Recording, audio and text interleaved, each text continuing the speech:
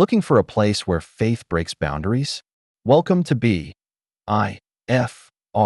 Bullet in Flight Radio, an inclusive, progressive community of Christ followers, sharing real stories and bold ideas. This is your radio for hope, growth, and daring faith. Your story, our station. Tune in for new episodes every Friday and join believers who refuse to stay small. Visit https://www.just-dominic.com to listen and become part of the flight. Since the start of the year, there have been 600 reports of emotional abuse, 1,203 reports of sexual abuse, 1,465 reports of physical abuse, 2,528 reports of neglect. Stop sexual abuse. Stop physical abuse. Stop emotional abuse. Stop child neglect. Report child abuse. Call 211.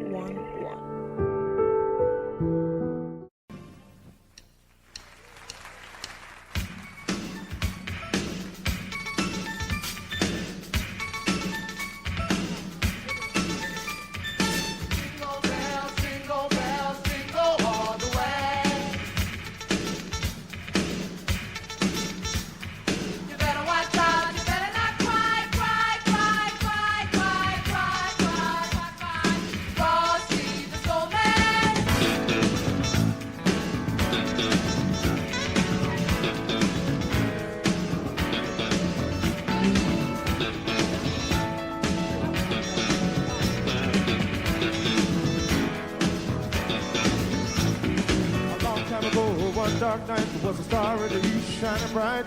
Shepherds sitting out on a hill, watching them lying still. They got on the camel and began to ride. Didn't know how far, didn't know how wide. Followed the stars to the stars, then found the greatest gift of all. And the real meaning of Christmas. You know the real meaning of Christmas. You know the real meaning of Christmas is Christ. Now over the years things have changed. Christmas Day has lost its aim. Instead of celebrating his birth and praising his presence in the earth, we turned this day into a fairy tale, red men and red-nosed deer. A holiday just for me, a sale hunter shopping spree. But to seek him is still wise, and to find him just look inside. That this time we get real still, we found out what the meaning is. For the real meaning of Christmas, I said the real meaning of Christmas. You know the real meaning of Christmas is Christ. Yes it is. Oh, now to give gifts on that day, well it's fine, it's okay. All right to say I love you, show someone you care. But when you give, just give it in his name. Lift the heart and ease the pain. Make a child smile. Smile a while.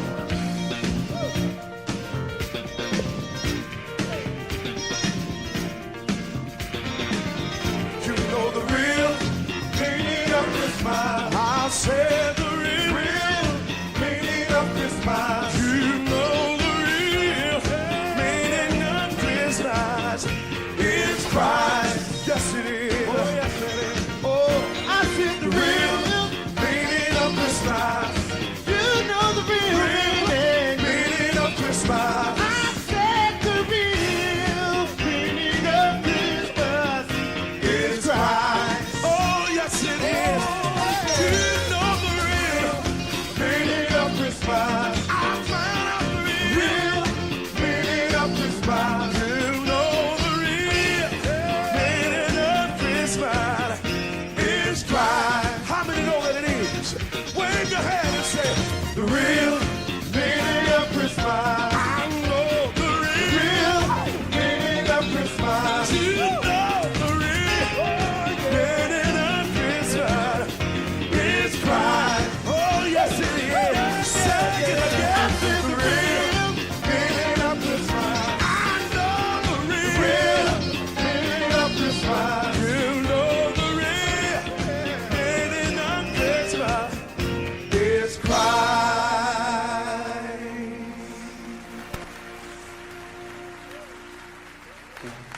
I'm ready to just really have a great time here. We got a few more minutes here. The hidden history of Christmas, Bible and pagans. We are looking at the history of Christmas and its pagan origins, and how this all connects to the biblical story of Jesus' birth. How could this even be possible? Although Christmas may look like a pure Christian holiday, just recently it was not so. In fact, it was just the opposite. We will seek to uncover the true depths of how influential pagan cultures is still influencing the world. And we will uncover to you all the surprising truths that we found. To understand the roots of Christmas, we need to travel back in time, long before the birth of Christ. Imagine ancient Europe. Cold, dark, and harsh winters ruled the land. Life wasn't easy, and every year, people faced a daunting challenge, making it through the season of scarcity. But amidst the struggle, there was hope. Hope that the sun, their source of life and warmth, would return stronger. This hope gave birth to traditions we still see today. In the northern regions, the celebration of Yule marked the winter solstice. On the darkest night of the year, they lit massive bonfires to honor the sun and keep its memory alive. Families brought home enormous logs, the famous Yule logs, and kept them burning as a symbol of light overcoming darkness. Sound familiar? That's the origin of the Yule log tradition we hear about today. Meanwhile, in southern Europe, the Romans celebrated their own midwinter festival, Saturnalia. This was a grand event dedicated to Saturn, the god of agriculture. It marked the end of the harvest and the beginning of winter rest. But Saturnalia was no quiet religious observance. It was a full-blown carnival. During Saturnalia, social norms were flipped upside down. Masters and slaves traded places, and the streets were filled with laughter, singing, and celebration. Homes were decorated with greenery. People feasted until they couldn't eat another bite. And yes, they even gave gifts, just like we do today. Many of the decorations we associate with Christmas, holly, mistletoe, and wreaths, come from these ancient traditions. They symbolized life and fertility during the bleakest time of year. But there's more to the story. In both the Northern Yule and the Roman Saturnalia, these festivals weren't just about survival. They were about letting loose, breaking free from the rules of daily life. And sometimes, this freedom went too far.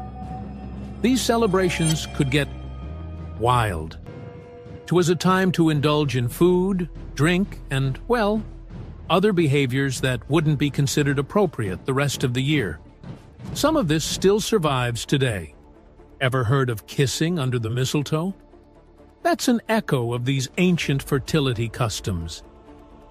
As Christianity spread, these celebrations didn't disappear. Instead, they were transformed.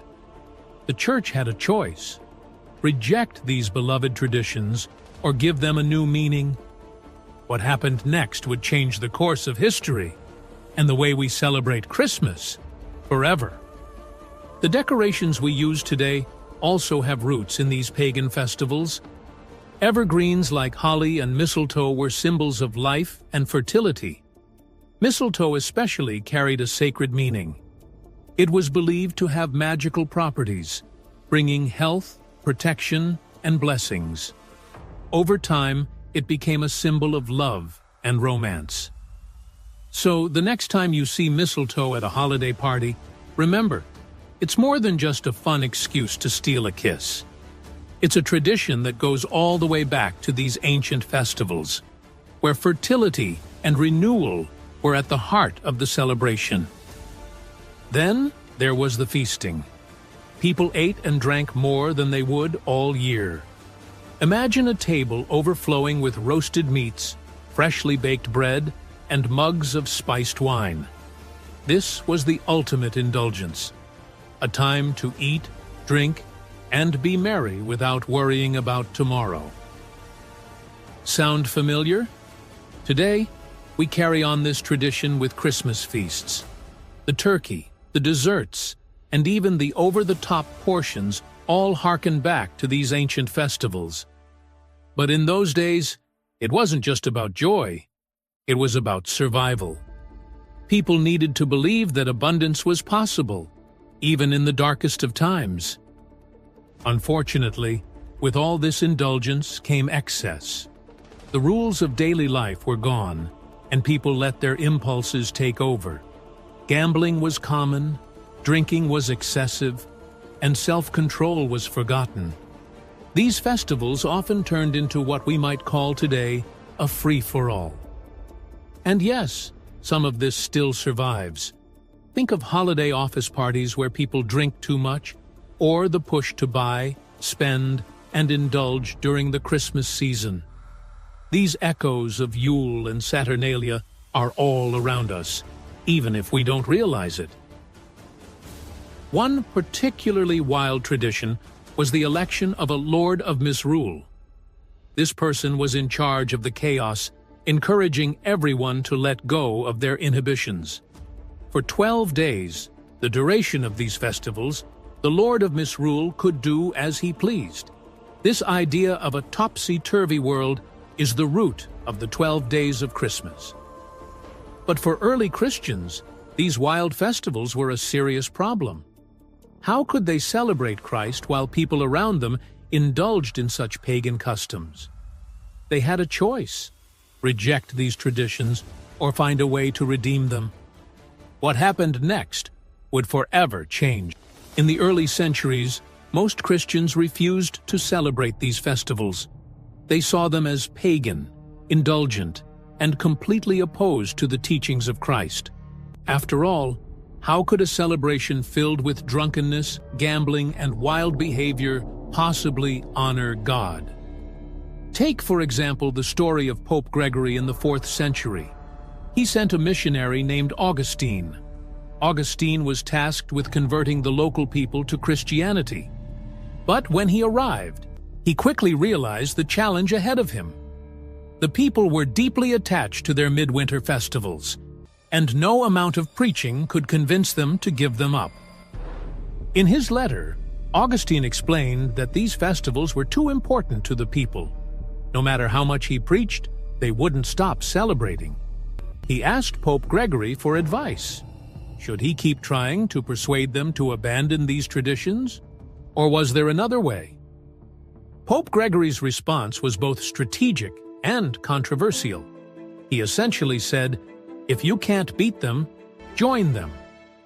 Rather than trying to stop these festivals, Gregory suggested transforming them.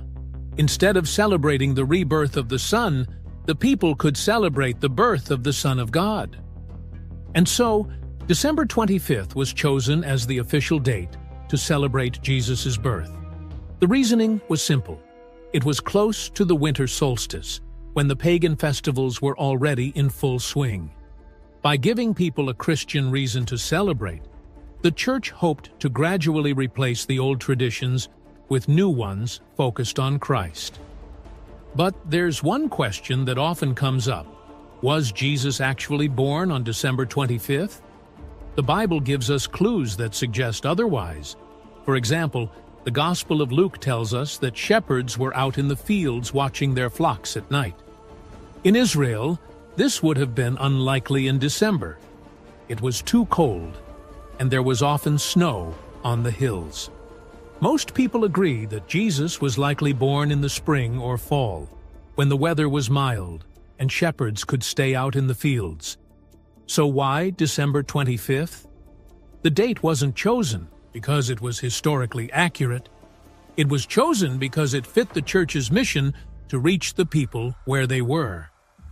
This decision was practical, but it wasn't without controversy. Some early Christians believed it was wrong to mix pagan traditions with the worship of Christ.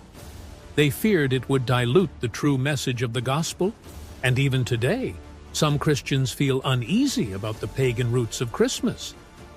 But for the church leaders of the time, The goal was clear: bring people closer to Christ. By assigning a Christian meaning to these celebrations, they hoped to gradually shift the focus away from indulgence and toward worship. This blending of traditions wasn't immediate.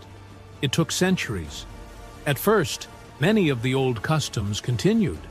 The Yule log, the evergreens, and even the feasting remained part of the celebrations.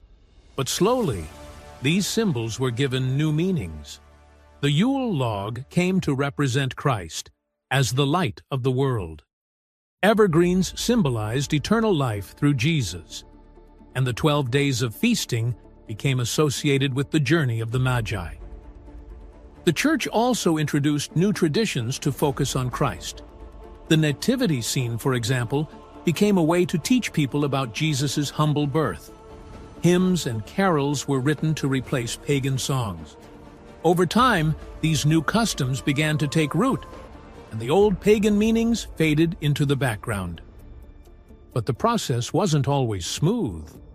For centuries, Christmas remained a mix of pagan and Christian elements. Some people fully embraced the Christian meaning, while others continued to hold on to the old ways. This tension between the sacred and the secular is something we still see today. So what does all this mean for us? Can we celebrate Christmas with its pagan roots? And how can we honor the true meaning of Christ's birth in a season so full of distractions? To answer these questions, we need to take a closer look at the journey of Christmas through the centuries and how it became the holiday we know today. In the 4th century, Pope Julius officially declared December 25th as the date for Christ's birth. This wasn't based on biblical evidence, but on a clever calculation. By aligning the celebration of Christ's birth with the already popular winter festivals, the Church could introduce a Christian narrative without demanding people abandon their cherished traditions all at once. But the date carried more meaning than just convenience. December 25th was also linked to the Roman festival of Sol Invictus, the unconquered sun, which celebrated the return of longer days after the winter solstice. For Christians, this symbolism wasn't lost. They reinterpreted it as a celebration of the Son of God, the true light of the world. Over time, December 25th became more than just a date. It became a powerful symbol. In choosing this day, the Church sent a message.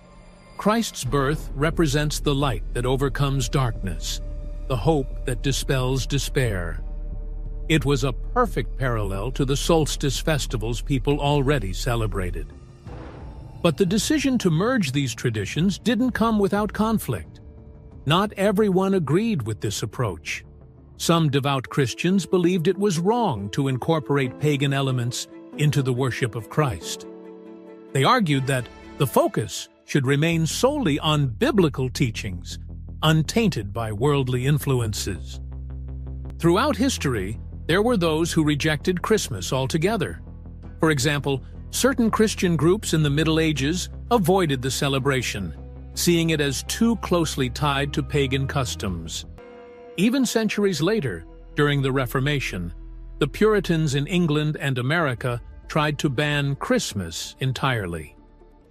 To the Puritans, Christmas was nothing more than an excuse for indulgence, drinking, and debauchery. They viewed it as a distraction from the true purpose of faith. For them, the idea of celebrating Christ's birth on December 25th, a date with pagan origins, was unacceptable. This debate over what's sacred and what's secular continues even today. How much of Christmas is about Christ?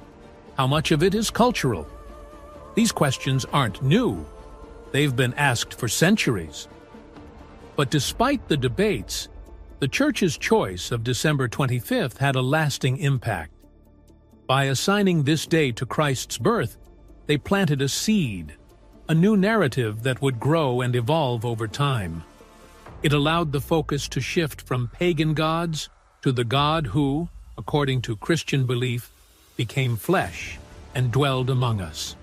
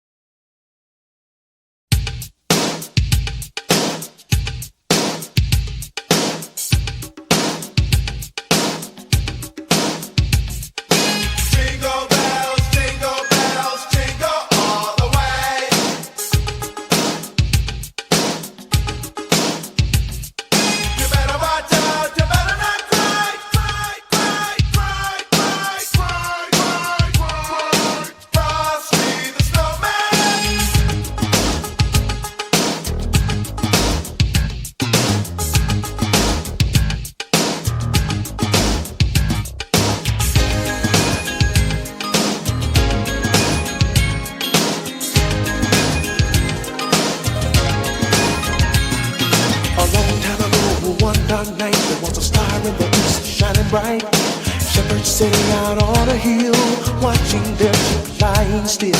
They got on the camel and began to ride. Didn't know how far, didn't know how wide. Followed the star to keep a star. Then found the greatest gift of all, and the real meaning of Christmas. Talking about the real meaning of Christmas. You know the real meaning of Christmas is Christ. Over the years, things have changed. Christmas Day has lost its aim. Instead of celebrating His birth and praising His presence in the earth, we've turned this day into a fairy tale. Frosty men and red-nosed deer. A holiday just for me. A sail on a shopping spree. To seek Him is still wise, and to find Him just look inside. If at this time we get real still, we find out what the meaning is of a real meaning of Christmas.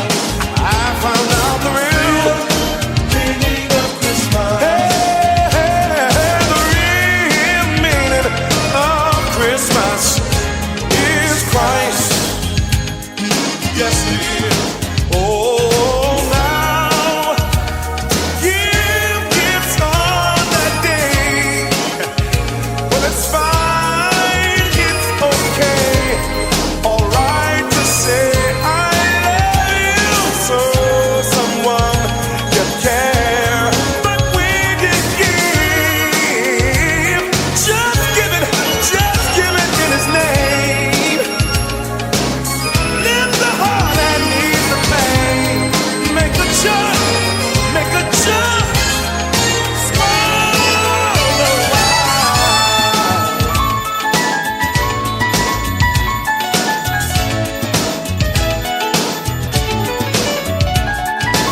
Real meaning of Christmas. Till everybody grows. Real meaning of Christmas. Give it joy for the real meaning of Christmas is Christ. I said the real meaning of Christmas. You know the real meaning of Christmas. I said the real meaning of Christmas is Christ. Oh yes it is. I know the real meaning of Christmas. Yeah, the real meaning of Christmas. The real meaning of Christmas is Christ. Yeah, yes it is. I know the real Christmas. Got me selling no real meaning of Christmas. I found out the real. It's Christ.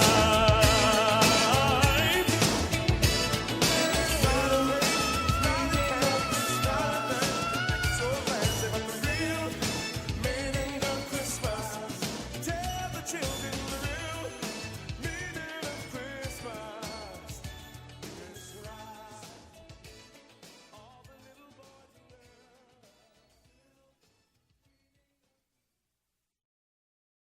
Each year, San Francisco alone spends $40,000 on each formerly homeless person. In March of 2019, there was an estimate of 63,000 homeless in New York alone. 20 of homeless people in the United States are younger than 18. 53% of homeless people inside the U.S. are found in California.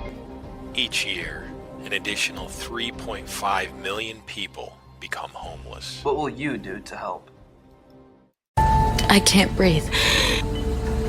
I have migraines, numbness, weight loss. I live with it every day. The illness that I'm suffering from is an anxiety disorder, and it deserves to be treated like any other illness. But it's not.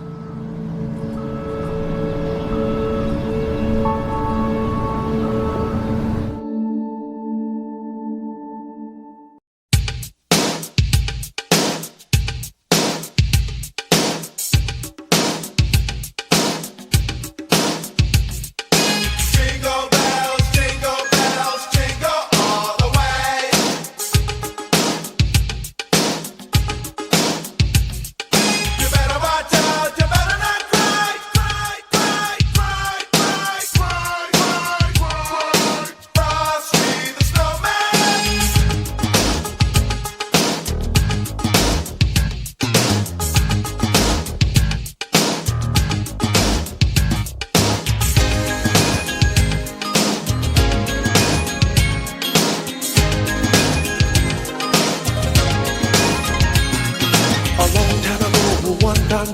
lost a star in the east, shining bright. Shepherds sitting out on a hill, watching their sheep lying still. They got on the camel and began to ride. Didn't know how far, didn't know how wide. Followed the star to keep a star. Then found the greatest gift of all. And the real meaning of Christmas. Talking about the real meaning of Christmas. You know the real meaning of Christmas is Christ. Over the years, things have changed. Christmas Day has lost its aim. Instead of celebrating His birth and praising His presence in the earth, we've turned this day into a fairy tale. Frosty men and red-nosed deer. A holiday just for me. A sale on a shopping spree. To seek Him is still wise, and to find Him just look inside. If at this time we get Him still, we find out what the meaning is of the real meaning of Christmas. I found out the real meaning of Christmas. Hey, the real meaning of Christmas is Christ. Yes, it is. Oh, now give gifts on that day. Well, it's fine, it's okay, all right to say I love you. So someone you care, but we just give it in His name. Lift the heart and ease the pain. Make a jump, swallow wide.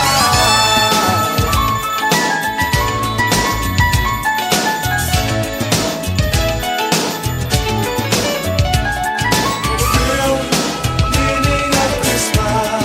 Tell everybody the real meaning of Christmas. Give it joy for the real meaning of Christmas is Christ. I said the real meaning of Christmas. You know the real meaning of Christmas. I said the real meaning of Christmas is Christ. Oh yes it is. I know the real meaning of Christmas. Yeah, the real meaning of Christmas. The real meaning of Christmas is Christ. Yes it is. I know the real. I know the real. Got me sounding so real meaning of Christmas. I found out the real is Christ.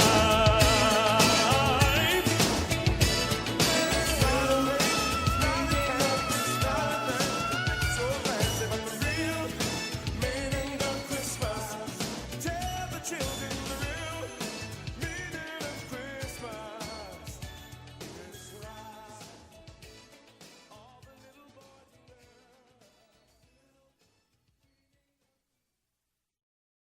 Looking for a place where faith breaks boundaries?